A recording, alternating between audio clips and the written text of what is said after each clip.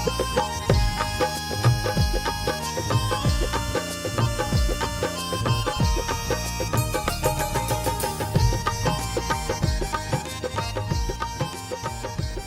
आरज़ू की podcast series में आज हमारे साथ अज़रा रिज़वी साहिबा मौजूद हैं, जो जामिया की उन कदीम तालिबात में से एक हैं जब जामिया में सिर्फ 5 लड़कियां स्कूल में पढ़ती थीं। ये और इनकी फ़ैमिली जामिया बरादरी का एक अहम हिस्सा रहीं और उन्होंने मुख्तलिफ़ अंदाज से जामिया में अपना एक मुनफरिद मकाम हासिल किया। आइए अब हम उनकी ही ज़बानी जामिया की कहानी सुनते हैं। जामिया में हम लोग आए हैं 49 के आखिर में, क्योंकि उससे पहले हम लोग फ़तेहगढ़ में थे और वहाँ मेरे वालिद वकालत करते थे। लेकिन ये जो ऑल इंडिया रेलवे स्ट्राइक हुई और मेरे वालिद जो थे कम्युनिस्ट पार्टी का काम करते थे उस ज़माने में, तो उस ज़माने में गिरफ़्तारियाँ हो रही थी। मेरे वालिद भी गिरफ़्तार हो गए और उसके बाद वो जेल चले गए।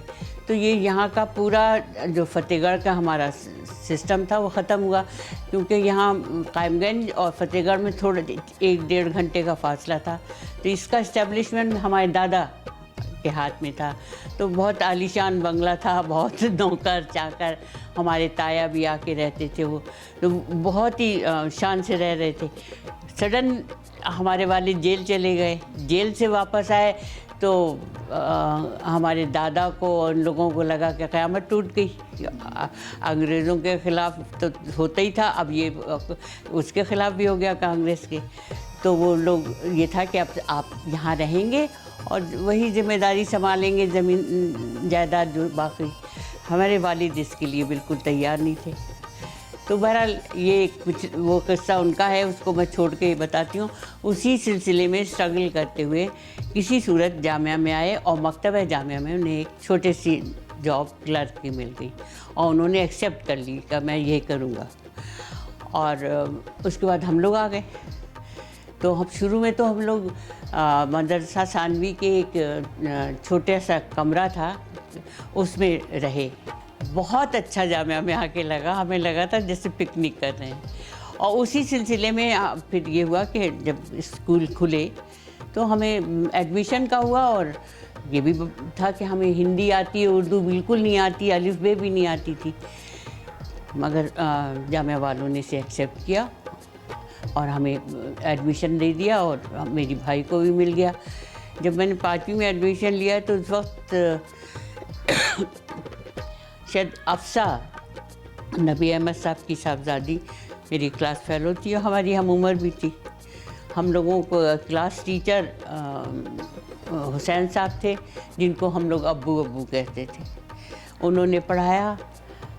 तो मुझे तो चंद दिन की अजनबियत के अलावा कभी वहाँ बिल्कुल अजनबी नहीं लगा जामिया में आके, जबकि बिल्कुल माहौल बदला हुआ आए थे हम। एक यूपी के उससे ठेठ हिंदी उससे निकल के यहाँ पर आए थे और मगर बहुत मज़ा आने लगा यहाँ पर पढ़। और उसके बाद हम लोग 6ठी में हमें मोहम्मद अली साहब ने पढ़ाया। जामिया में इब्तिदाई में ये होता था कि हर क्लास को एक प्रोजेक्ट दिया जाता था जो उसे करना होता था। तो 6ठी में हमारे पास मुर्ग़े खाना का प्रोजेक्ट था। तो जैसे लड़के जाते थे, झाड़ू दे रहे हैं, सफाई कर रहे हैं, इधर से अंडे उधर रख रहे हैं, वो ऐसे ही हम दोनों भी होते थे उसमें मिले हुए। ये नहीं कि लड़कियां एक कोने में हैं और लड़के ये कर रहे हैं, हम इधर कर रहे हैं। उन्हीं में मिले जुले काम करते होते थे, उन्हीं से लड़ते भी रहते थे, झगड़ते भी रहते थे। लड़कीपन का कोई एहसास नहीं था। वही था कि हम लोग तालिब इल्म हैं और हम लोग उसको इंजॉय भी करते थे। फिर बस जामिया की जो छोटी सी बस्ती थी उसमें वो अंडे वंडे बिकते भी थे, सब्जियां भी जो हम लोग उगाते थे वो भी बिकती थी। तो इस तरह हम लोगों ने पढ़ा और हमें तो एक कभी भी अजनबियत का एहसास नहीं हुआ और ना ये एहसास हुआ कि हम लड़कों के साथ पढ़ रहे हैं। या तो लड़कों की नेचर इतनी अच्छी थी या हमारी कि हम लोग एक दूसरे से बहुत मिल गए और उसके साथ रहे। फिर हम लोग जब सानवी में आए हैं तो यहाँ पर सिर्फ एक थी नैयर साहब की साहबजादी फरीदा नैयर, जो बड़ी क्लास में थी, लेकिन शायद उनके साथ ये हेजिटेशन हो रहा था कि वो जाएं स्कूल या ना जाएं, इस पे प्राइवेट दें, यहाँ चल रहा था। लेकिन जब हम लोग मैं जब छठी में थी तो 7th में सुगरा मेहंदी और मेरी एक कज़न थी अदीबा और इरशाद साहब की साहबजादी नीलोफर, ये तीनों 7वीं में आ गई थी। उस वक्त उन्होंने एडमिशन ले लिया था। तो स्कूल में भी सानवी स्कूल में भी ये 3 थी, एक फरीदा थी। तो मुश्किल पूरे स्कूल में 4 लड़कियां थीं। लेकिन वहाँ भी मैंने यही देखा, यही एक्टिविटीज़। ख़ासतौर पे मुजाहिद साहब हमारे हिस्ट्री के जो टीचर थे, जो उस वक्त मेरे तो नहीं थे, उन लोगों के थे। उन लोगों बहुत काम करा रहे थे, बहुत अच्छा काम कराते थे, लोग उन्हें बड़ा एडमायर करते थे, बल्कि हीरो के तौर पे मानते थे उन्हें। तो उन्होंने एक ड्रामा भी कराया था जामिया में, पहला ड्रामा जिसमें लड़कियां शामिल थीं, वो चांद बीबी था। और उसमें अदीबा खानम जो थी वो चांद बीबी बनी थी, और ये लड़कियां के जो भी रोल रहे होंगे छोटे छोटे। लेकिन वो पहला ड्रामा था, उस पर बुज़ुर्ग हमारे जो टीचर्स थे उन्हें थोड़ा सा एतराज़ भी हुआ था शायद, लेकिन इतना नहीं था कि उस पर कोई वो हो। और वो ड्रामा बहुत ज़्यादा पॉपुलर हुआ, आज तक उसका ज़िक्र होता है कि वो पहला ड्रामा था जो जामिया में हुआ, जिस पे प्रोफेसर मुजीब वगैरह को ड्रामे से दिलचस्पी थी, वो बहुत उसके करीब भी रहते थे। लेकिन पहल मुजाहिद साहब ने की। अच्छा, मैं इसमें बीच में एक छोटी सी बात आपसे ये पूछना चाहता हूँ कि वालिद आपके गुलाम रब्बानी ताबा साहब, जो हमारे मुल्क के एक बड़े मशहूर शायर, पद्मश्री भी उनको मिला इस उनकी काबिलियत के ऊपर, और तो उन्होंने भी उर्दू वहाँ पढ़ी जब जहाँ से आप लोग आए थे, या उनकी भी हिंदी की नहीं, हमारे वालिद ने आगरा यूनिवर्सिटी में पढ़ा है। आगरा यूनिवर्सिटी से बीए किया, वहीं से एलएलबी किया। अब जो शुरू के प्राइमरी या उसकी बेसिक वो गांव के स्कूल में पढ़ा। तो गांव के स्कूल में उस ज़माने में तो उर्दू थी जब वो पढ़ रहे होंगे।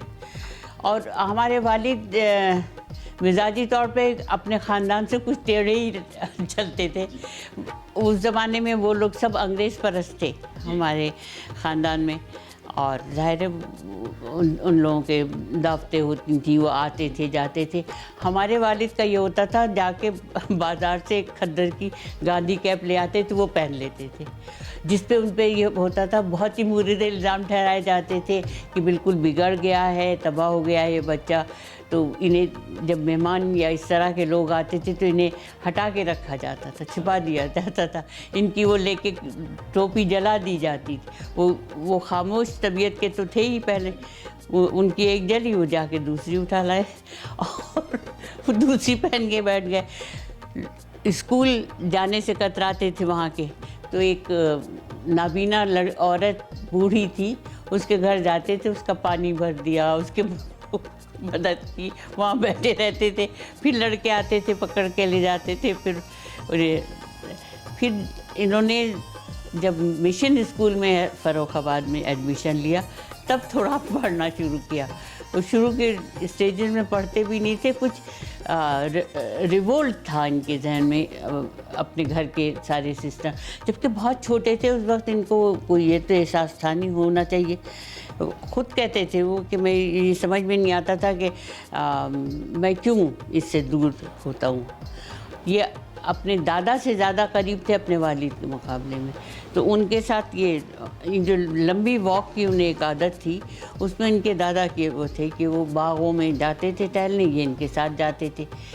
ये बाकी गांव के लड़के घोले से चिड़िया मार रहे हैं, कुछ कर रहे हैं, इनका ये होता था कि ये बैग के जो घोंसले होते थे उन्हें कोई नोच न ले संभालते हुए।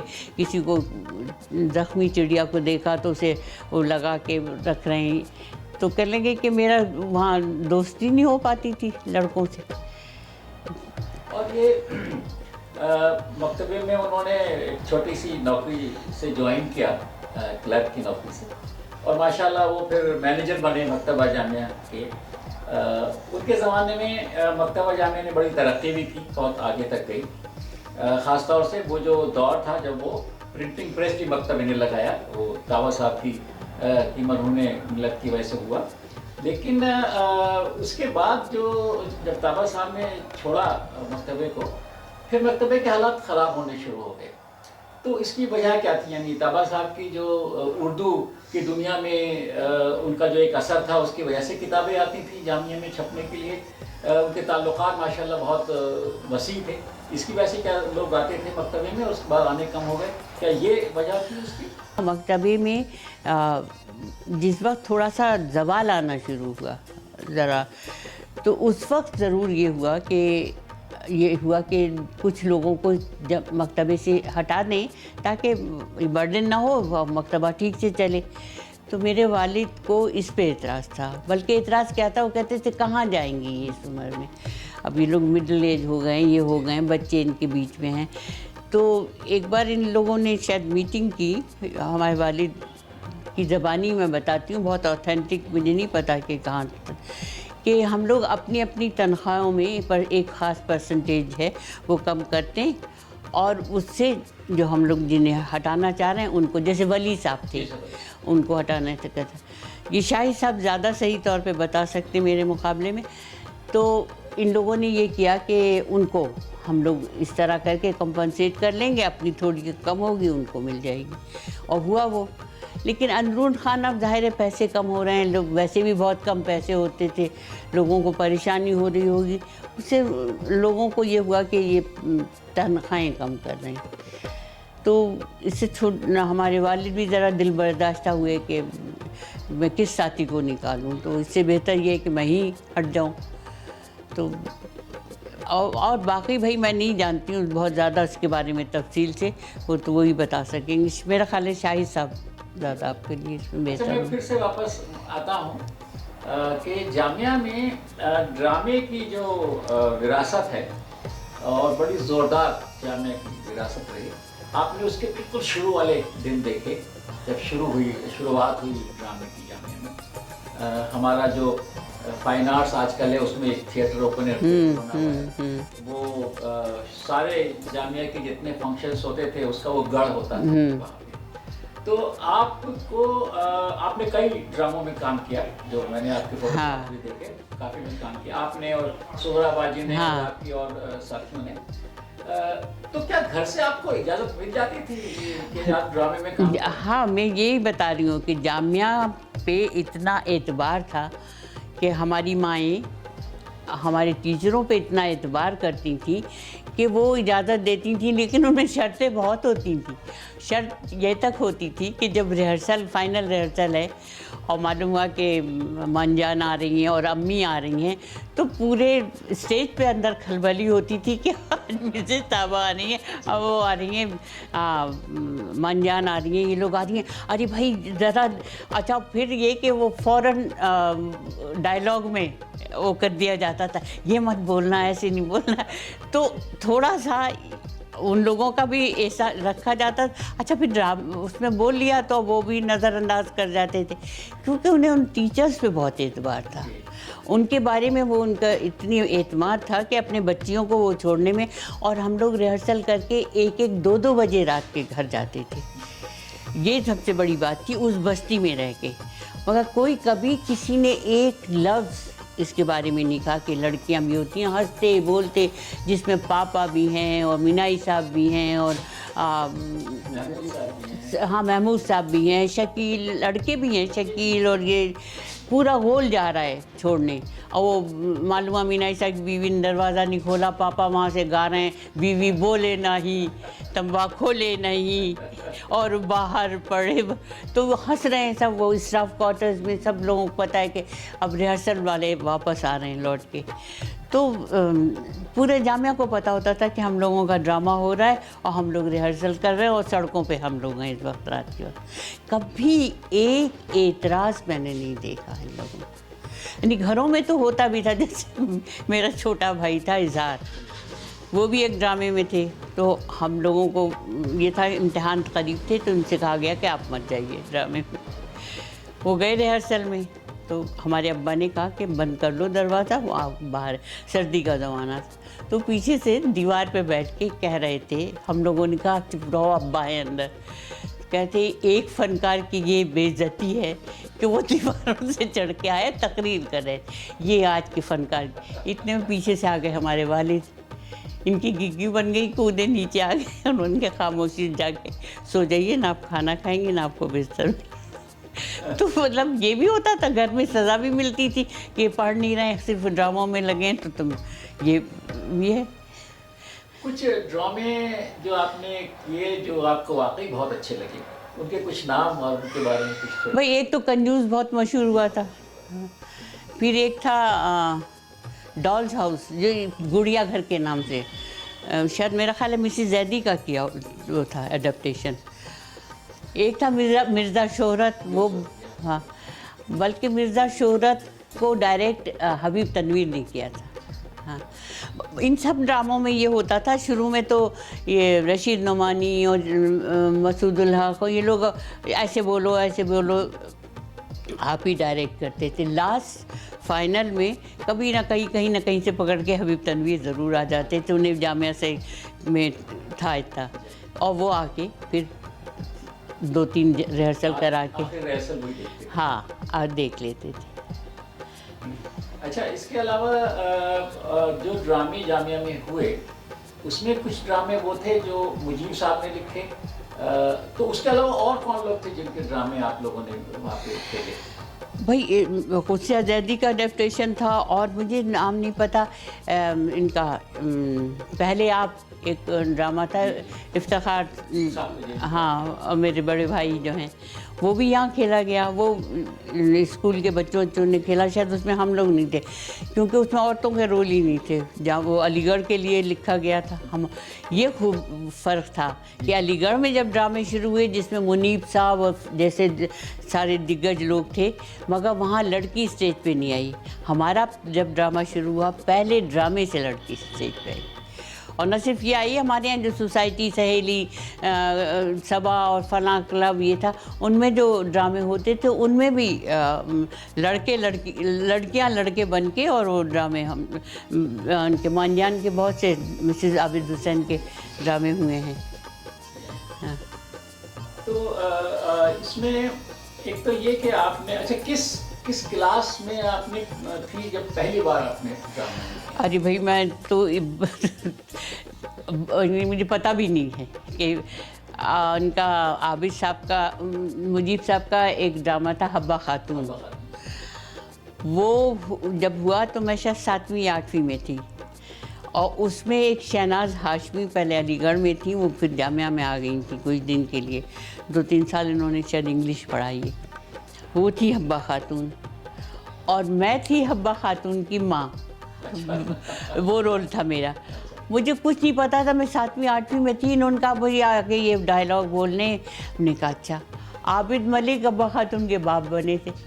तो अब वो मुझे इससे ये याद है कि ये लोग आके मेरा मेकअप करती थी, तो फिर जाके मुझे साहब से कहती भाई ये बूढ़ी नहीं बना पा रहे हैं हम उसे, कैसे बूढ़ी बनाएं। वो तो वो अच्छा छोटी बच्ची रही होंगी तो ज़ाहिर है वो उसमें मुश्किल हो रही होगी इनके लिए।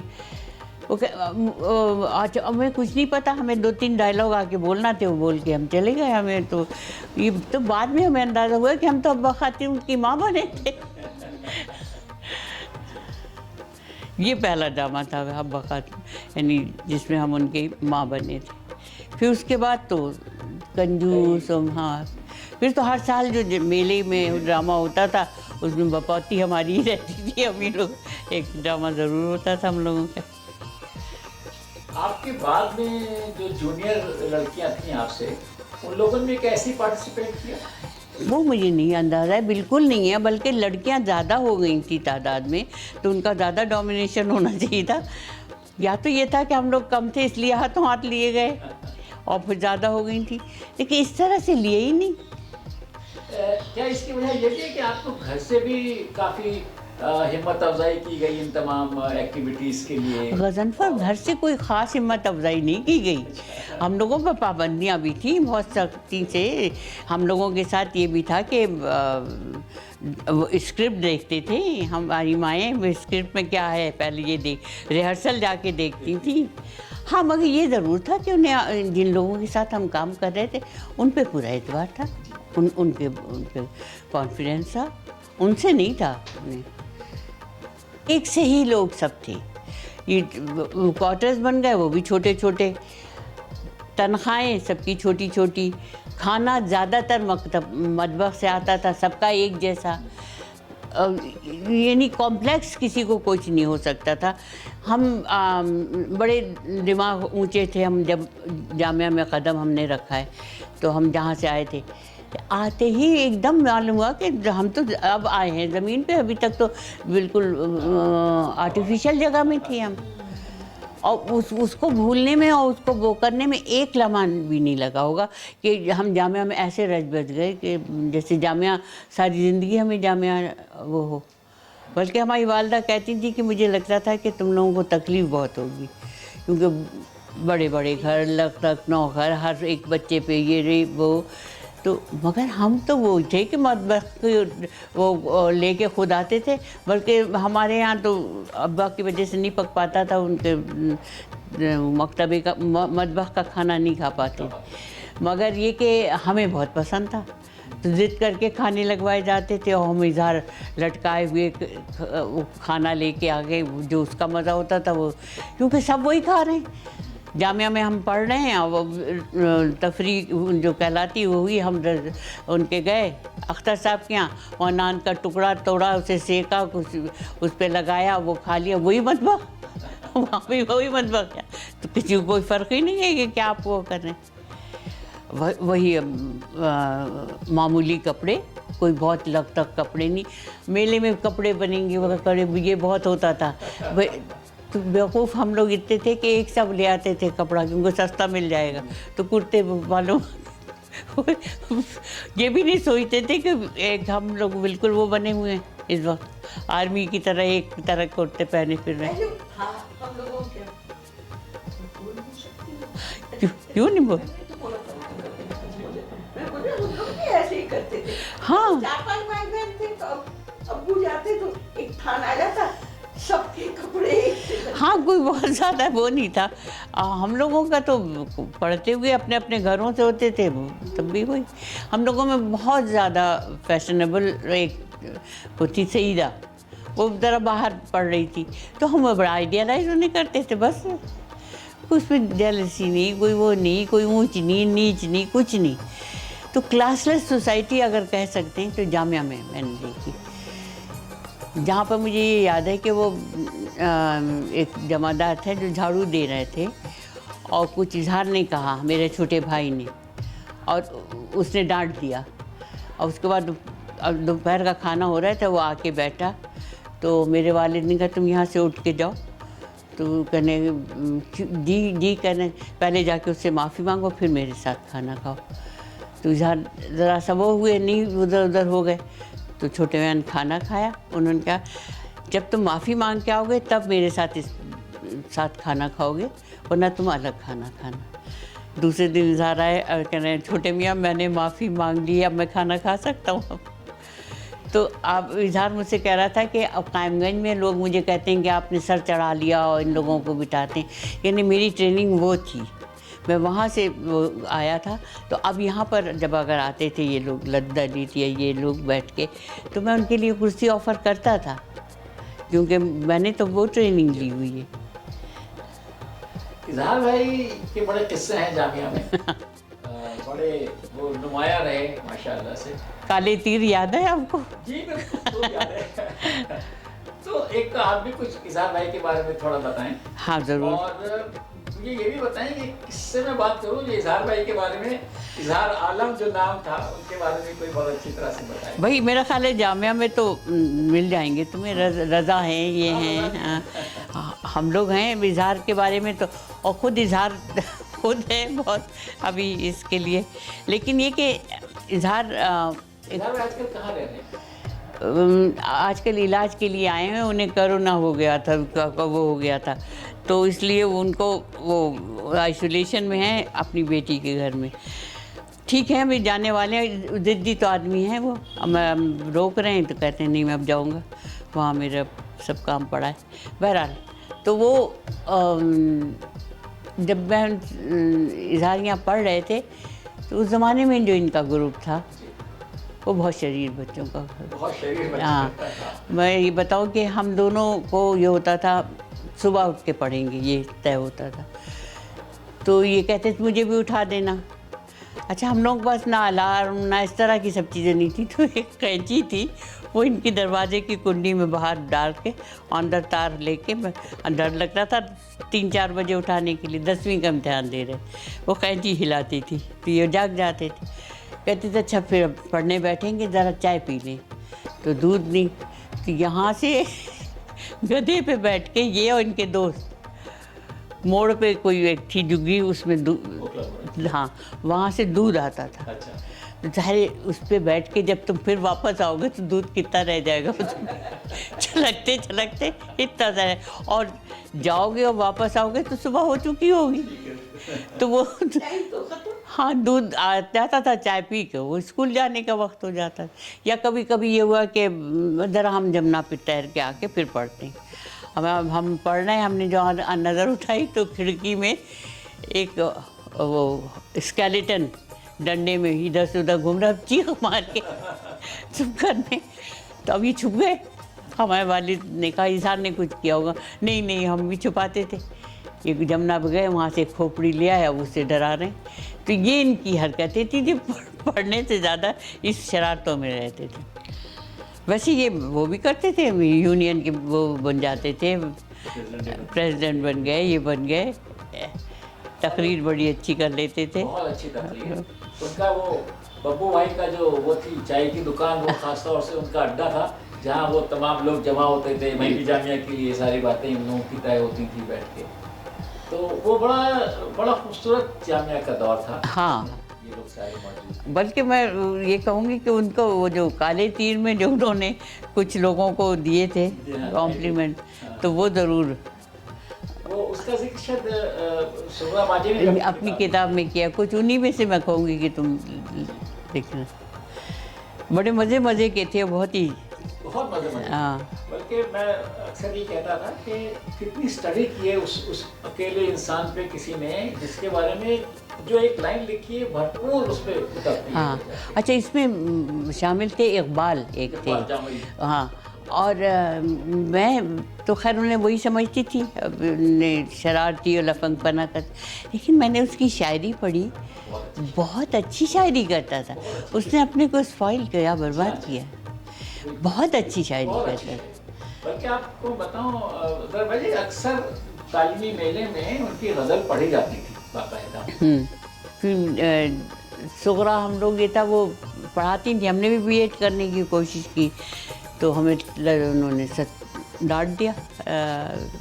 सलामा साहब ने हाँ कहा कि तुम्हारी शादी होगी, तुम एक सीट बर्बाद करोगी। हमें इस बात पे बहुत वो हुआ, हाँ तुम्हें अब नहीं करना है, तुम तो हमने फिर कोशिश की, तो हमें ताश इंफॉर्मेशन डिपार्टमेंट में सबसे अच्छी नौकरी हाँ वहाँ मिली, सोवियत देश में फिर हमने काम किया। हाँ, तो हम बाद में मैं सलामा साहब से कहती थी आपने अच्छा किया नहीं लिया मुझे, नहीं तो हम हाँ मसलियत ये थी। मैंने कॉलेज में 2 साल पढ़ाया, हाँ एडॉक बेसिस पे पढ़ाया, मगर वो कॉलेज में उस ज़माने में नैयर साहब थे, हम लोग स्टाफ रूम में बैठे, नैयर साहब रिटायरमेंट था करीब, मैं बैठी हुई थी, कह रहे अब हम चले जाएंगे, अब देखो ये हमारी नालायक शागिर्द हैं, ये पढ़ाएंगी। हम लोग इस पे भी खूब खुश होते थे। निकल के मैंने सुगरा से कहा, मैंने कहा आज हमारी ये हुई है दरगाह। हम लोग इसे बुरा भी नहीं मानते, तो एज ए टीचर वो बैठे स्टाफ रूम में मुझे कह रहे हैं, हमने सब लोग हंसे, जिया साहब ने लंबा कहा हमारा। बहुत शुक्रिया अज़रा बाजी, आज आपने बहुत खूबसूरत जामाई अंदाज में जामिया की कहानी सुनाई और अपने मखसूस अंदाज में अपने साथियों और असातिज़ा का जिक्र किया। हमें उम्मीद है कि नई नस्ल जामिया के उन दिनों को अपने दिल और दिमाग में हमेशा महफूज रखेगी।